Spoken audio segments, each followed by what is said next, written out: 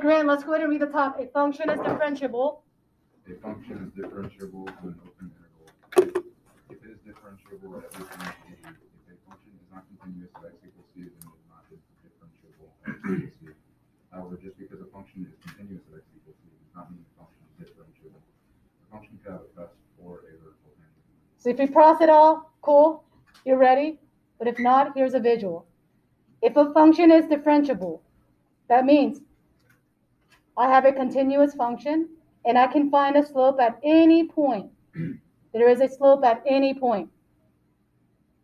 But if it is not continuous, meaning there might be a hole or there might be a vertical asymptote, and I think I'm going to do a hole for this example.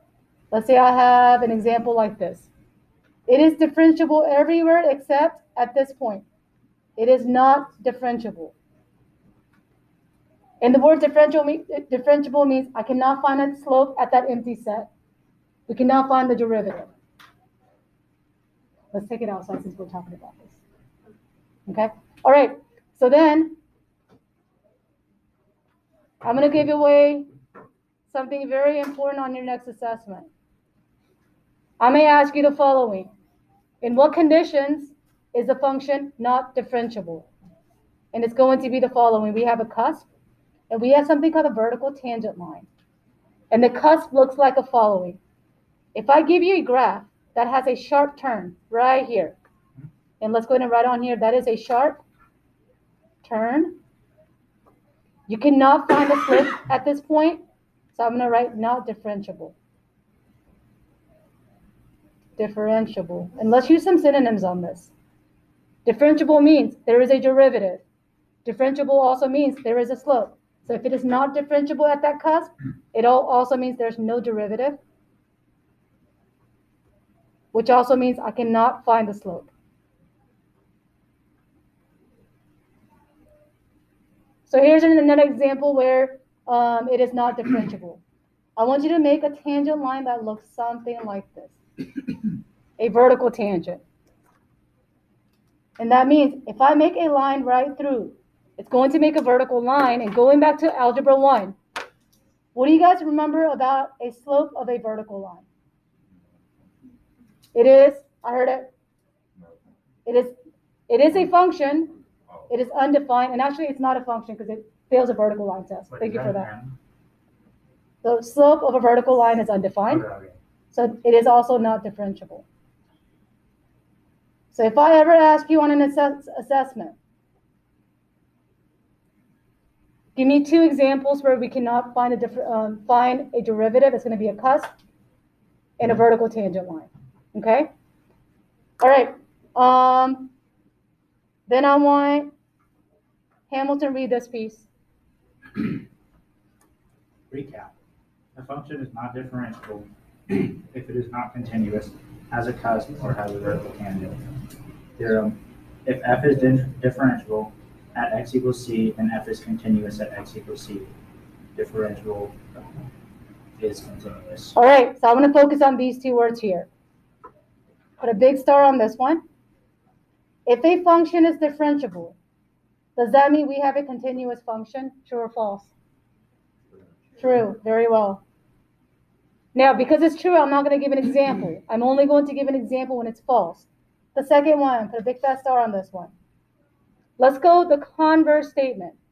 If the function is continuous, does that mean it's differentiable at every point?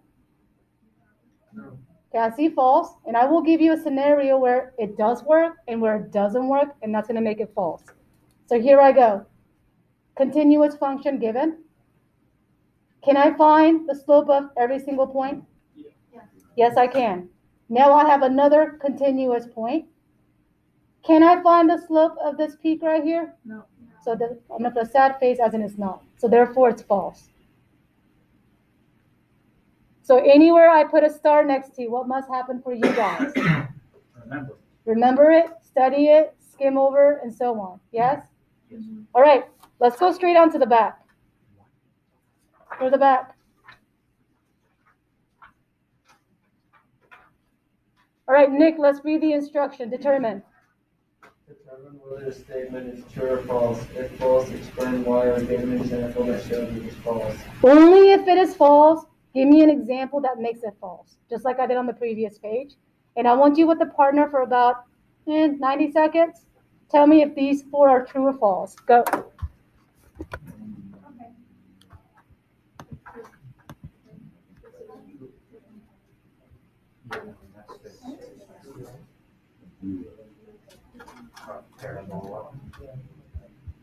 Wait, can you find this?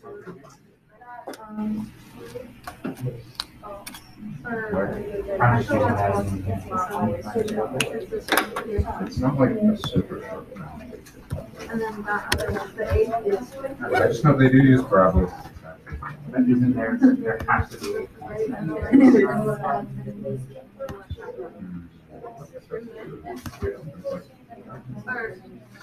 Okay, I would think this is probably true. False, because. Seven is false, right?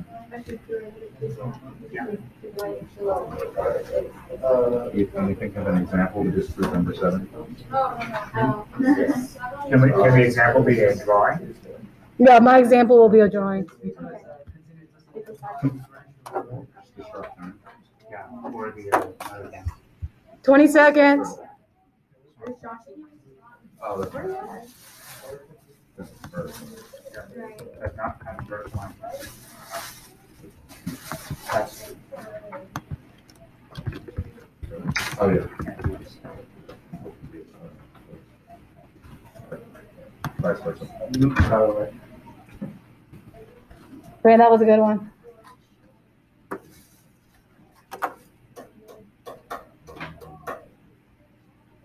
All right, number 6 is true. Number 8 is also true. And then the other two are false. And let me give you an example as to why it is false. All right, Keith, read number 7. If a function is continuous at a point, then it is differentiable at that point. So if I make a graph without picking up my pen, is it differentiable at every single point? Not right here. On number 9, Macy, let's read that one. If a function has derivatives from both the right and the left of a point, then it is differentiable at that point. So it's got derivative, meaning we could find a slope, which also means it is differentiable from the right and the left. So I'm going to give you an example, and this might be a little more clever. If you have one like it, very good. So here I go. Let's say I have a graph that looks like this and a graph that looks like this. And my left and the right is going to revolve from this point right here. From the left, can I find the slope on every single point so far? From the right, can I find a slope at every single point? But right here, can I? So from the left and the right, we can find it, but at it cannot be. That's the same idea as number 7, right? Like it could have been the same Yes. graph. So what I could have done was like, continue my point. Good observation. All right. For number 10, if you want to cross off the last one, go for it. If you want to keep it because you want to practice, do that as well. All right. For those of you guys that did not watch the video when I asked you to, this card has to be done on your end at some point. But I'm going to put that away. All right. So let's go ahead and read the condition of number 10, Riley. Given. Given these graphs, A, determine the interval for which f of x is differentiable. B, sketch the graph of the derivative. All right. So let's see if it is differentiable. And the graph cuts off, because everything in the end cuts off. Draw the arrow, maybe down here too. Over here. And over there. Okay. So is it differentiable at every point on this graph? Do I have a cusp right here? So let's write out it is differentiable at the following. Negative infinity to the cusp at 4, union 4 to the infinity. So that was part A. Now part B says sketch the graph of the derivative. So we want to find the slope. Now it's pretty obvious on the left of the cusp. Our slope is negative, yes? To the right of it, the slope is positive. Someone tell me the slope of the left side. You can do rise over run. 1, -1. Very good. Someone give me the slope of the right side. Also 1, but this one's positive. So, given that, I'm going to give you an Algebra 1 example. If you want to write this down, go for it. If you don't want to, it doesn't matter. Let's say back in Algebra 1, your slope, I don't want to write it as slope. I think I want to write it as an equation. Ooh. All right. Let's say your equation was y is equal to 2x. Didn't that basically mean you go up 2 over 1, up 2 over 1? So now I'm going to change this up. Let's say your equation was y is equal to 3. Isn't that a flat line? A flat line at 3 is something like this. So look at our slope. Do I have a flat line as well? Is there an x with it? Is there an x with it? So the slope is just -1, correct? So what I want you to do is take -1 and put an open circle right here and draw your graph to the left saying that we have a -1 slope. The only confusing thing about this is the fact that we're drawing the slope graph within the original function. It only looks a little confusing for now. The next one, at 1, open circle to the right. And we are going to talk about the logistic behind this, but hold on to your thoughts because you were just now exposed to this, all right? So I'm going to go on to example number 2. 2 is different because I gave you a polynomial. Does everyone agree I have a polynomial graph right here? All right, for polynomial graphs, there's 2 strict rules that I made up. Are you ready? Someone's on their phone, ordering lunch or something. Put them in your backpack. I'll email you my order next time. All right? Okay, step 1. You need to find where's my slope 0. And slope of 0 happens when we are going from a positive slope to a negative slope, that is 0. Or if I go from a negative slope to a positive slope, there's always a 0. So if you want to think of it as a peak of the graph, that might be it. So let's go ahead and put a dot at 0. Put a dot at the 0. Step 2. You then make divided lines at 0 and make a number line to create where is it positive and where is it negative. So the way I'm going to write this one is it could be negative or positive. We don't know about, ooh, that's silly, negative or positive. And I'm only putting that as an example. So when you look back at it, you know exactly what is anticipated in between. And maybe a whiteout will be really nice.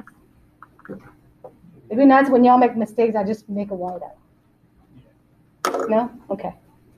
What kind of mistake? I don't know. All right. So from here, let's see our second step. It says add 0, make your bars. So add 0, make your bar. It might not be perfect, and that's okay. Voila.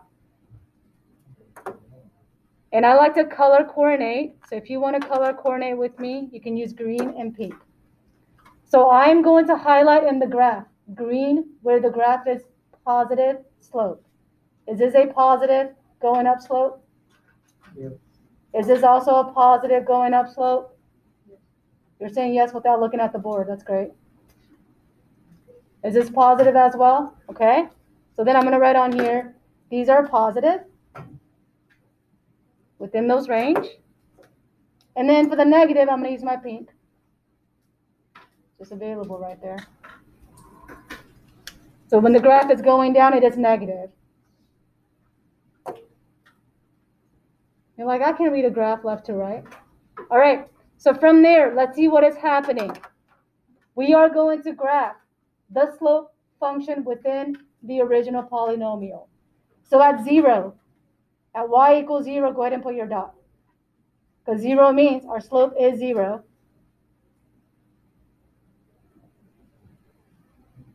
If you want to write zeros on here to be like, why did you do that? Because it says 0.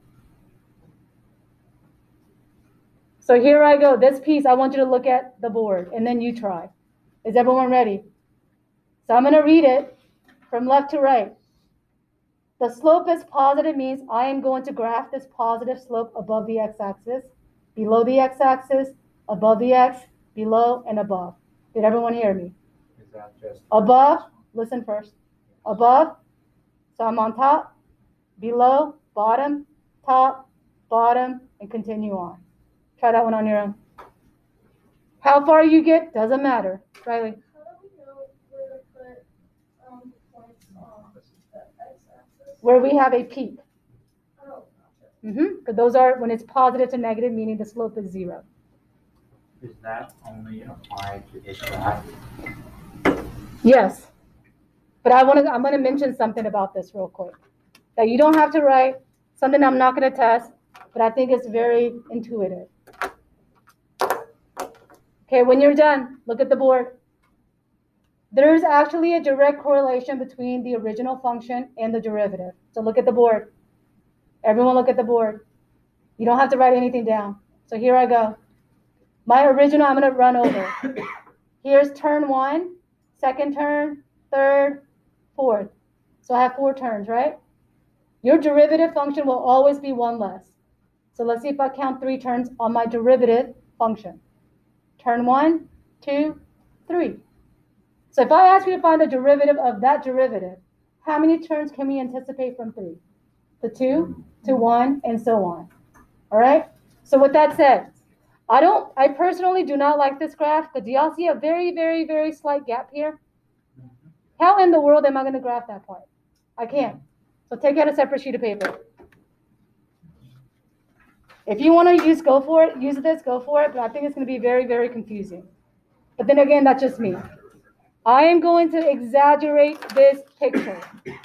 How much? I don't know. So here we go. It's almost like when you make the rumors worse than it needs to be, right? Let's exaggerate this. So the graph looks something like this. That is exaggerated. And what I want you to do for about 1 minute is to figure out where is my slope of 0 at the peak. Put your dots. Make your lines for the number line. And decide with the partner, is my slope positive or negative?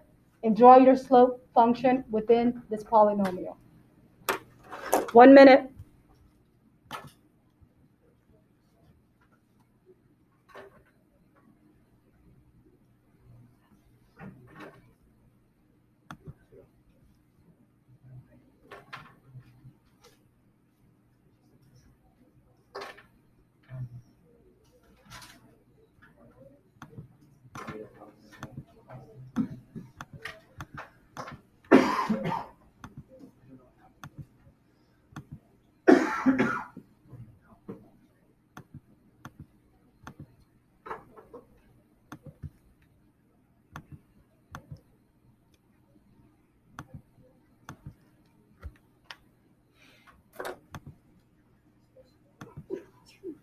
Bless you.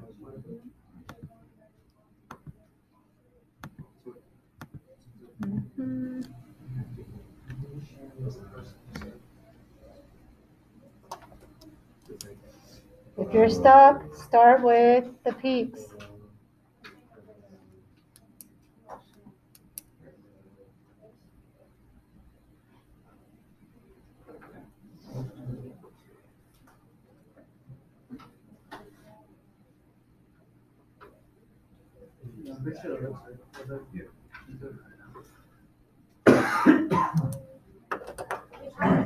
Graph the thought directly underneath, or we do it off at a different spot? Do you know on top? It doesn't matter. All right, for the first interval, is the graph positive or negative? Negative. And is it interchanging after that? Yep. So then our graph, I'm not going to color coordinate it anymore since I've done it once. So we have below, above, below, and above. So below, above, below, and above. And let's do that little checking thing. We had 3 turning points. Did we really get 2 turns? Yeah. Yes, we did. That was perfect timing. Whoa.